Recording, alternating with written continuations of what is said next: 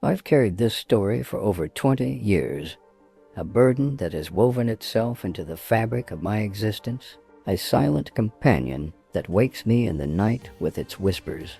I've never shared it, not with friends, not with a few family, members who still speak to me because the shame and pain feel too personal, too raw. But the weight has grown unbearable, and Reddit, with its anonymous expanse, seems like the only place where I can unburden myself without facing the eyes of those who knew us then. This is the story of my family, a once thriving unit that crumbled under the weight of love turned sour and betrayal that cut deeper than any knife. It's about my father, my mother, my sister, and me, and the slow unraveling of a life we thought was ours forever. I don't expect resolution. I only need to let it out. I was born in a modest town in northern Michigan, where the air carried the scent of pine and the lake shimmered like a mirror under the summer sun.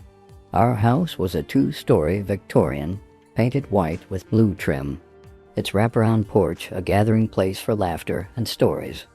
My parents, Clara and Henry, were the heartbeat of our world. Mom was a nurse, her days spent tending to the sick with a gentleness that made her beloved, her hands soft despite years of work.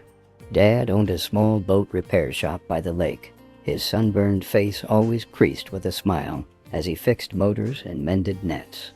My younger sister Elise and I grew up in the glow of their loved summer days, swimming in the lake, winter nights by the fireplace with hot cocoa, the way they'd dance in the living room to old radio tunes. I was 9 when they married, and by the time I was 35, that marriage was a ghost haunting the corners of my memory. The first hint of trouble came when I was 15, though I was too caught up in the turbulence of adolescence to see it clearly. Dad began staying late at the shop, claiming a surge in business with the tourist season. Mom's smiles grew strained, her evenings spent reorganizing the kitchen cabinets with a focus that felt like avoidance.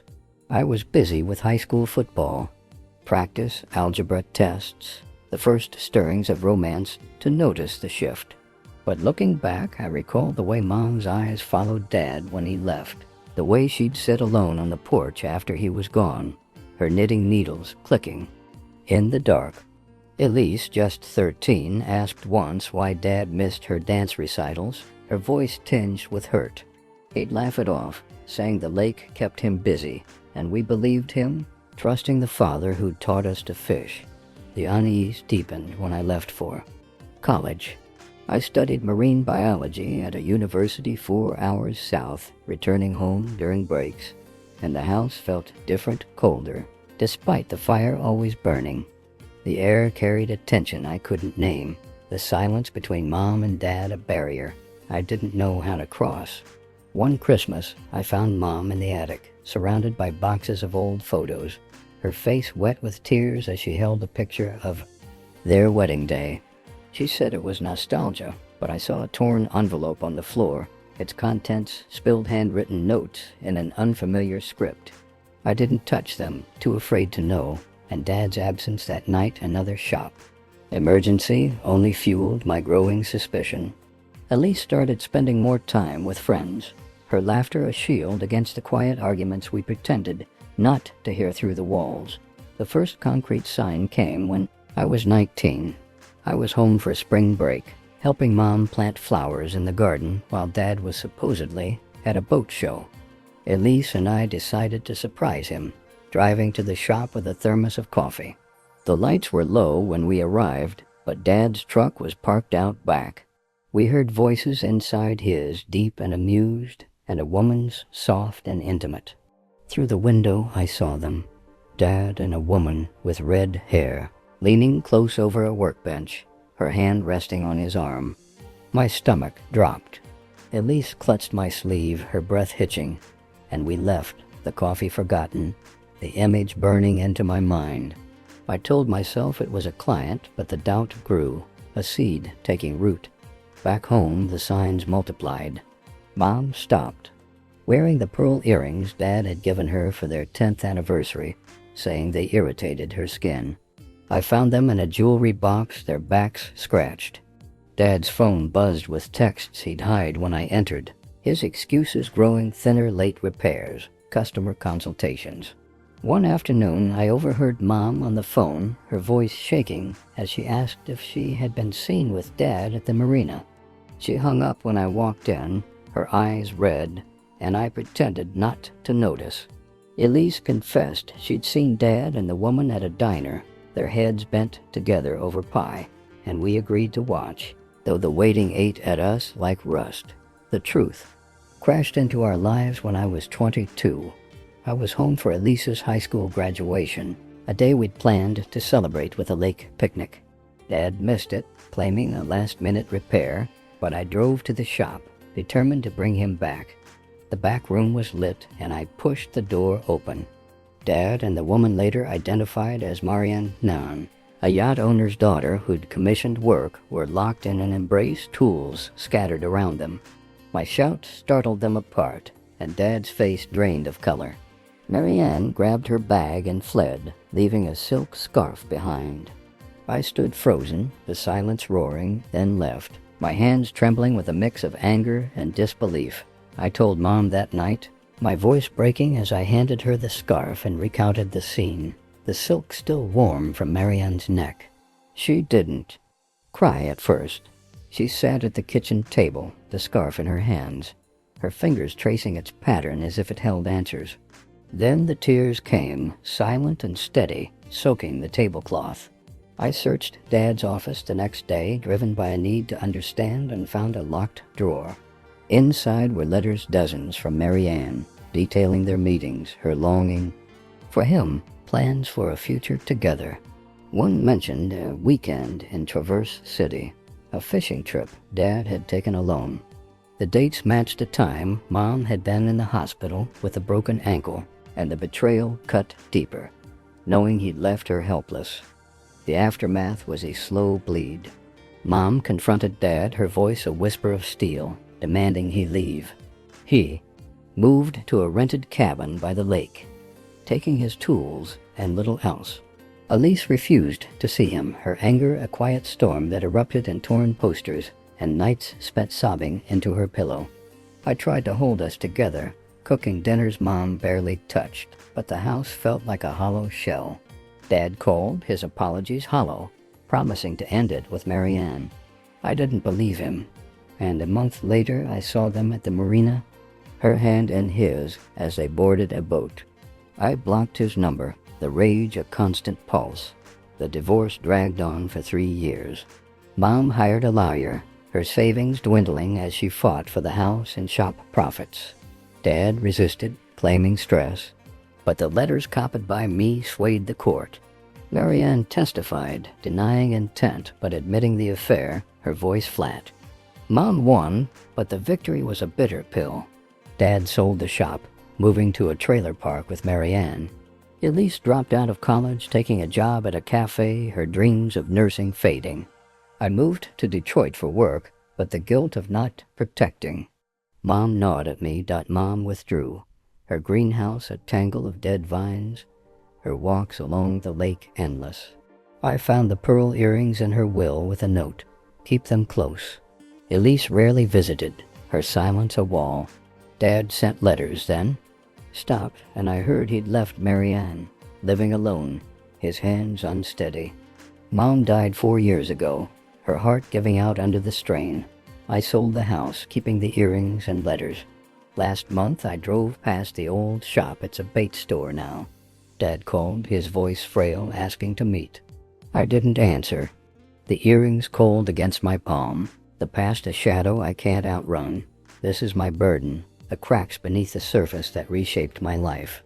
The weight lingers, but writing this feels like a release. The days after that confrontation at the shop stretched into a blur of anger and confusion. I couldn't shake the image of Dad and Marianne, the way her red hair caught the dim light, the way his hands lingered on her shoulders as if they belonged. There, the silk scarf I'd given Mom sat on the kitchen table like a silent accusation, its faint perfume a constant reminder of the betrayal. I spent the next week avoiding home, crashing on a friend's couch in town, unable to face the hollow eyes of my mother or the tear-streaked face of my sister. But the pull of family dragged me back, and when I returned, the house felt like a stranger's, its warmth replaced by a chill that seeped into my bones. Mom had changed in those few days. She moved through the house like a shadow, her steps slow and deliberate, her hands trembling as she watered the wilting flowers in the greenhouse. The kitchen, once the heart of our home, was eerily quiet, the radio silent, the counters bare of the pies and breads she used to bake. I found her, once sitting on the porch with a cup of tea gone cold, staring at the lake where Dad's shop stood in the distance. Her face was a mask of exhaustion, the lines around her eyes deeper than I remembered. I wanted to comfort her, to wrap my arms around her like I had as a child, but the words wouldn't come. Instead, I sat beside her, the silence between us. A shared grief we couldn't name. Elise was a different storm. Her anger was a living thing, erupting in fits that left the house in disarray. She tore down the photos of Dad from her bedroom walls, the frames shattering on the floor, their glass scattering like tears. She stopped eating with us, retreating to her room with headphones, blasting music loud enough to shake the walls. I tried to reach her, leaving notes under her door, offering to take her for ice cream like we used to, but she'd only glare at me, her eyes red from crying. The distance between us grew, a chasm widened by the man who'd once been our anchor. I blamed myself for not seeing it sooner, for not protecting them from the truth I'd uncovered. Dad's absence was a void that echoed through our lives. The shop, once a place of pride, became a forbidden zone, its lights flickering in the evening like a beacon of guilt. I drove past it once, unable to resist, and saw his truck still there, Marianne's car parked beside it. The sight fueled a rage I didn't know I could feel, a fire that burned hotter with every memory of family trips to the lake, of Dad teaching me to cast a line, of the way he'd laugh with Mom over dinner. I wanted to confront him, to demand answers, but the thought of facing him, of seeing the man who'd betrayed us, paralyzed me. Instead, I threw myself into my studies, burying the pain in textbooks and late-night research, hoping the distance would dull the ache. The letters I'd found became my obsession. I kept them in a shoebox under my bed, reading them late at night when the house was still. Marianne's words were a poison, each line a stab. Meetings at the marina, stolen kisses behind the boathouse, plans for a life away from us.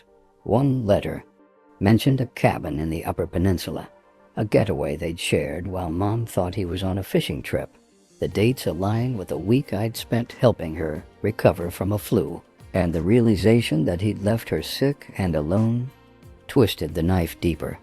I hated him, hated her, hated myself for the trust I'd given so blindly. Mom's decline was subtle at first.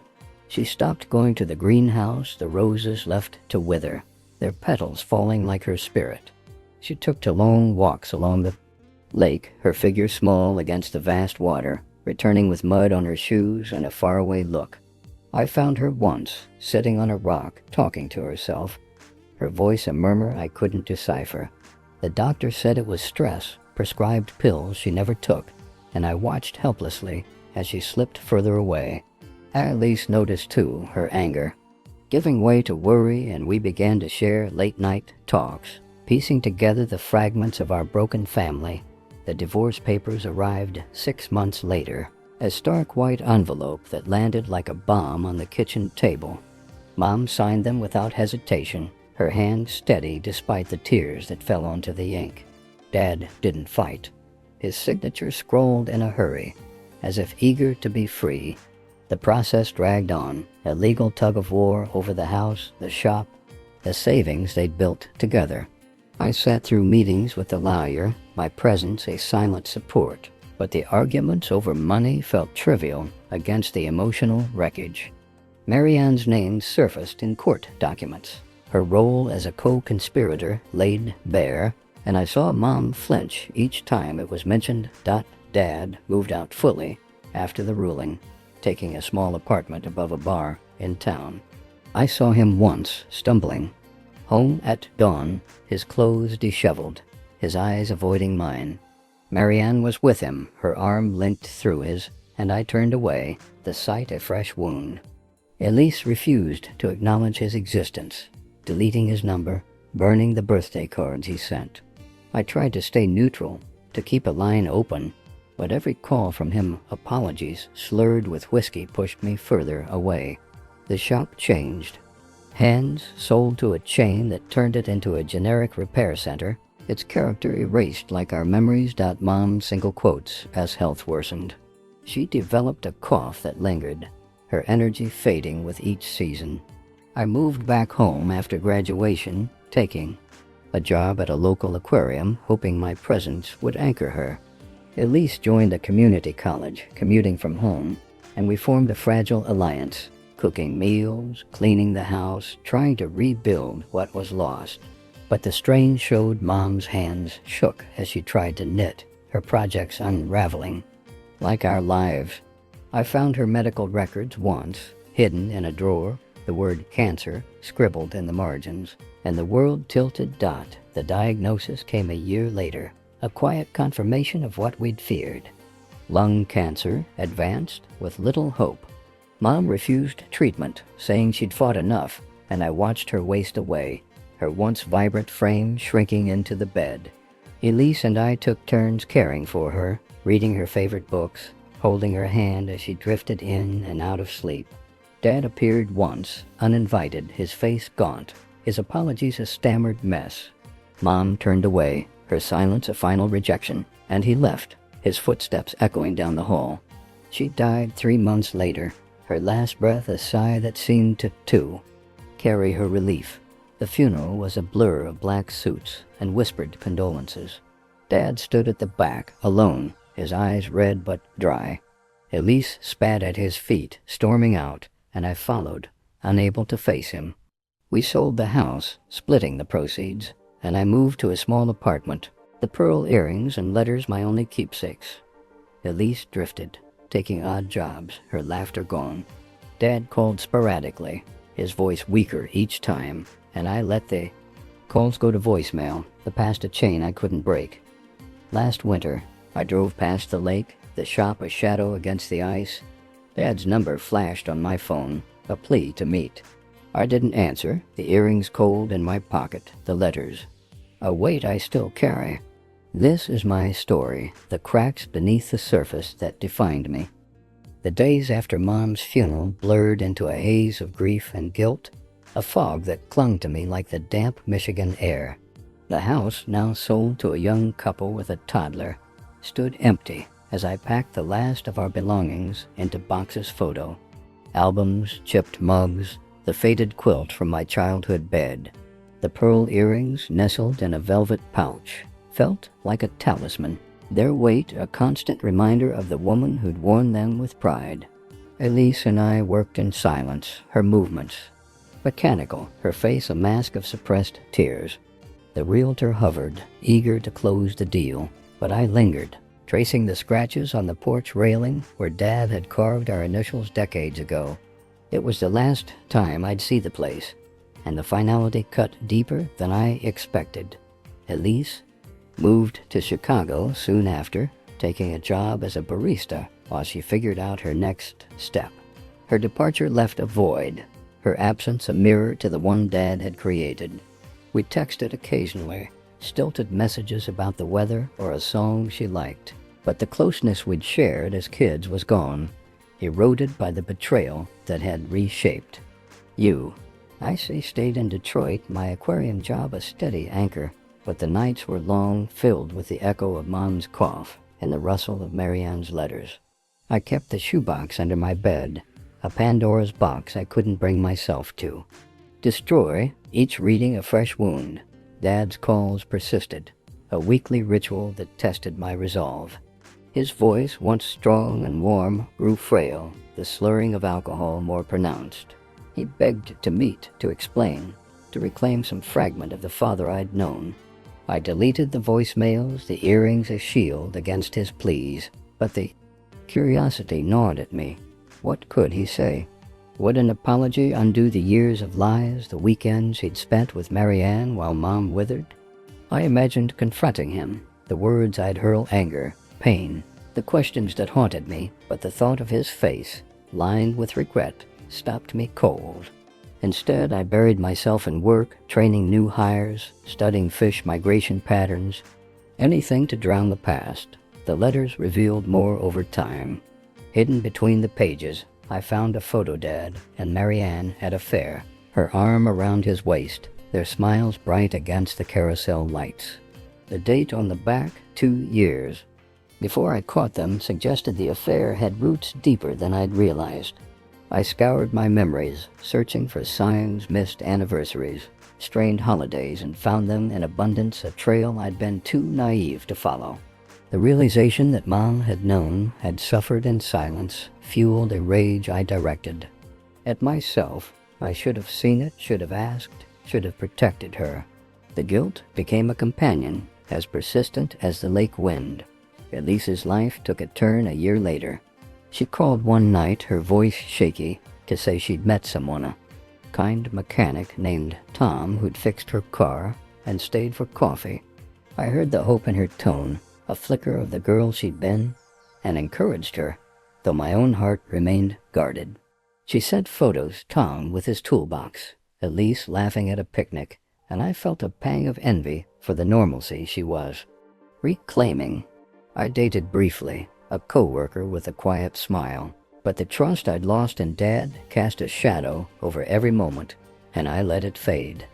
Love, I decided, was a risk I couldn't take. Dad's decline became town gossip. A friend from high school texted me a photo Dad outside a bar, his hair gray, his frame stooped, a bottle in hand. Marianne was gone, her departure a whisper on the wind, and he'd retreated to a trailer by the lake, its windows dark. I drove up once, parking out of sight, and watched him shuffle to the water's edge, casting a line with hands that trembled.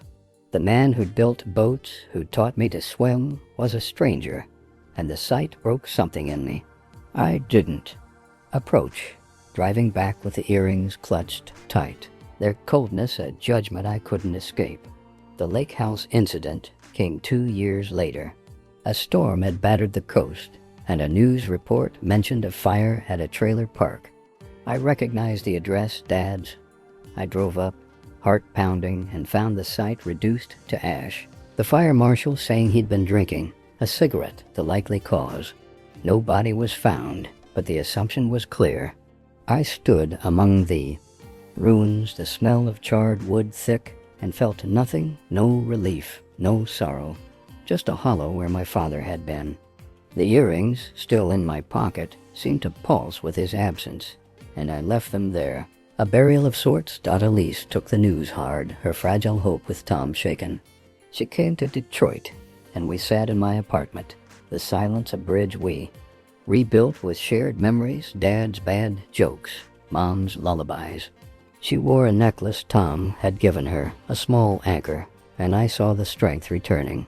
We scattered Mom's ashes at the lake, a private ritual, the water swallowing her with a gentleness she deserved.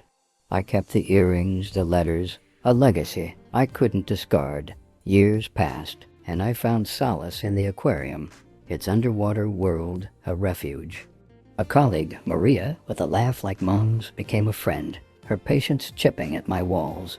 We talked late, her stories of her own fractured family mirroring mine, and slowly I let her in. The earrings stayed in their pouch, a reminder, but not a barrier. Elise married Tom, sending invitations I accepted, her smile in the photos a balm. Dad's trailer lot remained empty, a scar on the landscape, and I drove past it once, the earrings cold, the past a shadow I'd learned to carry. This is my story, the cracks beneath the surface that defined a lifetime. The weight lingers, but the lake's whisper offers peace.